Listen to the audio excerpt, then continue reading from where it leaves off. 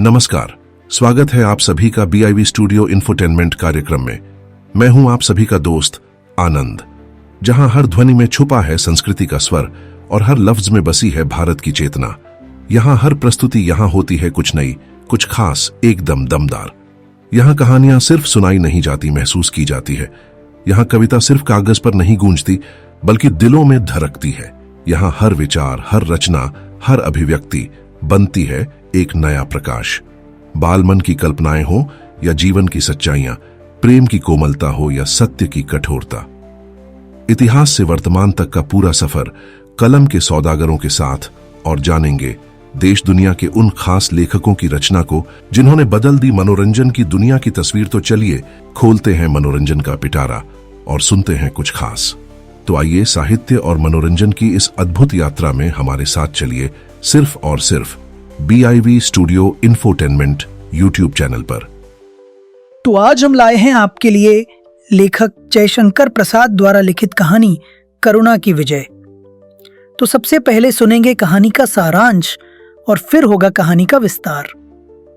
तो आइए सुनते हैं लेखक जयशंकर प्रसाद द्वारा लिखित कहानी करुणा की विजय का सारांश। कहानी करुणा की विजय। लेखक जयशंकर प्रसाद। प्रस्तुत है कहानी का सारांश। यह एक भावनात्मक, प्रतीकात्मक और गहन मनोवैज्ञानिक कहानी है जो प्रेम, विरह, करुणा और जीवन की तरल संवेदनाओं को दर्शाती है। कहानी का मुख्य पात्र नंदलाल एक संवेदनशील युवक है जो अपनी बचपन की सहचरी नलिनी से अलग होने के बाद अकेलेपन और विरह की पीड़ा में डूबा हुआ है। वह रोज अपनी सितारी लेकर नदी किनारे जाकर अकेले बैठता है, संगीत बजाता है और चांदनी रातों में शांति पाता है। एक दिन जब वह संगीत में डूबा हुआ होता है, तभी उसे किसी के डूबने की आवाज सुनाई देती है। मुझे बचाओ। यह आवाज उसे नलिनी की लगती है। वह व्याकुल हो नदी में कूद पड़ता है और सचमुच एक सुकुमार शरीर नलिनी को बचा लेता है। इस दृश्य के माध्यम से लेखक ने नदी, चांदनी, पवन और तरंगों को मानवीय रूप देकर संवाद कराया है। लहरें और चंद्र किरणें इस प्रेम और करुणा के मिलन पर बात करती हैं। वे नंदलाल की निष्कलंक, वासना रहित भावना और नलिनी के दुखों को अभिव्यक्त करती हैं। यह कहानी पवित्र प्रेम और करुणा की विजय की कथा है। यह दर्शाती है कि जब प्रेम केवल आत्मसंतोष और कल्पना में सीमित नहीं रहता, तब वह करुणा में बदलकर जीवन को बचाने का प्रेरक बन जाता है। नंदलाल का प्रेम, जो पहले मौन संगीत था, अब क्रियाशील करुणा बन चुका है। तो अभी आपने सुनी लेखक जयशंकर प्रसाद द्वारा लिखित कहानी करुणा की विजय का सारांश। और अब कहानी विस्तार से। तो आइए सुनते हैं कहानी करुणा की विजय। सामने संध्या धूसरती जल की एक चादर बिछी है। उसके बाद बालू की बेला है, उसमें अटखेलियां करके लहों ने सीढ़ी बना दी है। कौतुक यह है कि उस पर भी हरी हरी दूब जम गई है। उस बालू की सीढ़ी की ऊपरी तह पर जाने कब से एक शिला पड़ी है। कई वर्षाओं ने उसे अपने पेट में पचाना चाहा, पर वह कठोर शिला गल न सकी, फिर भी निकल ही आती थी। नंदलाल उसे अपने शैशव से ही देखता था। छोटी सी नदी जो उसके गांव से सटकर बहती थी, उसी के किनारे वह अपनी सितारी लेकर पश्चिम की धूसर आभा में नित्य जाकर बैठ जाता। जिस रात को चांदनी निकल आती, उसमें देर तक और अंधेरी रात के प्रदोष में जब तक अंधकार नहीं हो जाता था, बैठकर सितारी बजाता अपनी टपरियों में चला जाता था। नंदलाल अंधेरे में डरता न था, किंतु चंद्रिका में देर तक किसी अस्पष्ट छाया को देख सकता था। इसलिए आज भी उसी शिला पर वह मूर्ति बैठी है। गैरिक वसन की आभा सांध्य सूर्य से रज्जित नभ से होड़ कर रही है। 2-4 लटें इधर उधर मांसल अंश पर वन के साथ खेल रही हैं। नदी के किनारे प्रायः पवन का बसेरा रहता है। इसी से यह सुविधा है। जब से शैशव सहचरी नलिनी से नंदलाल का वियोग हुआ है, वह अपनी सितारी से ही मन बहलाता है, सो भी एकांत में, क्योंकि नलिनी से भी वह किसी के सामने मिलने पर सुख नहीं पाता था। किंतु हाय रे सुख, उत्तेजनामय आनंद को अनुभव करने के लिए एक साक्षी भी चाहिए।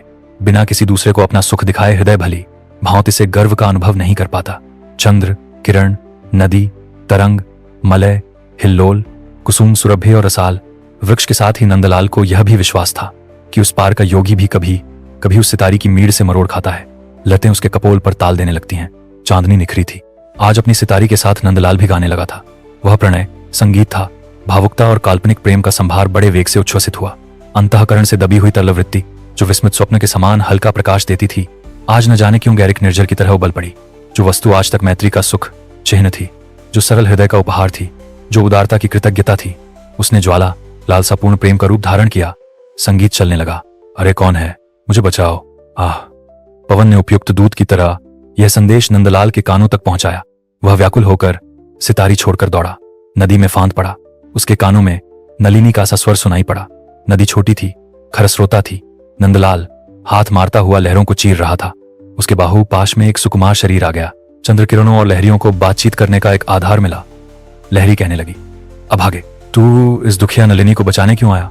इसने तो आज अपने समस्त दुहाकों का अंत कर दिया था। किरण, क्यों जी? तुम लोगों ने नंदलाल को बहुत दिन तक बीच में बहाकर हल्ला गुल्ला मचाकर बचाया था। लहरी, और तुम ही तो प्रकाश डालकर उसे सचेत कराती रही हो। किरण, आज तक उस बेचारे को अंधेरे में रखा था। केवल आलोक की कल्पना करके वह अपने आलेख्य पट को उद्घासित कर लेता था। साथियों, अगर आपको यह कार्यक्रम पसंद आ रहा है तो आप हमारे चैनल को जल्दी से लाइक और सब्सक्राइब कर दीजिए। आपके लाइक और सब्सक्राइब से हमें बहुत हिम्मत मिलती है। तो BIV studio infotainment YouTube channel को लाइक और सब्सक्राइब करते रहें। हम आपको इसी तरह मनोरंजन से भरपूर रोचक साहित्य सुनाते रहेंगे। तो साथियों, आगे बढ़ते हैं और सुनते हैं कार्यक्रम का शेष भाग।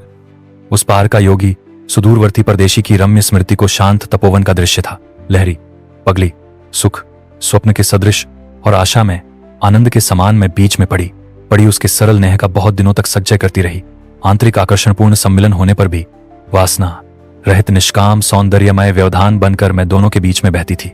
किंतु नंदलाल इतने में संतुष्ट न हो सका। उछल कूद कर हाथ चलाकर मुझे भी गेंदला कर दिया। उसे बहने, डूबने और उतराने का आवेश बढ़ गया था। किरण, हूं तब डूबे बहें। पवन चुपचाप इन बातों को सुनकर नदी के बहाव की ओर सर्राटा मारकर संदेशा कहने को भगा, किंतु वे दूर निकल गए थे। सितारी मूर्छना में पड़ी रही। दोस्तों, कैसा लगा आपको हमारा यह मनोरंजन से भरपूर कार्यक्रम? कमेंट करके हमें जरूर बताएं। और हां, अगर कोई खास कविता, कहानी, जीवन परिचय, उपन्यास आदि आपको सुनना है तो हमें कमेंट करके बताएं। हम आप तक पहुंचाएंगे आपकी पसंद का मनोरंजन से भरपूर कार्यक्रम सिर्फ और सिर्फ BIV studio infotainment YouTube channel पर। आप सबके सहयोग के लिए बहुत बहुत आभार। नमस्कार।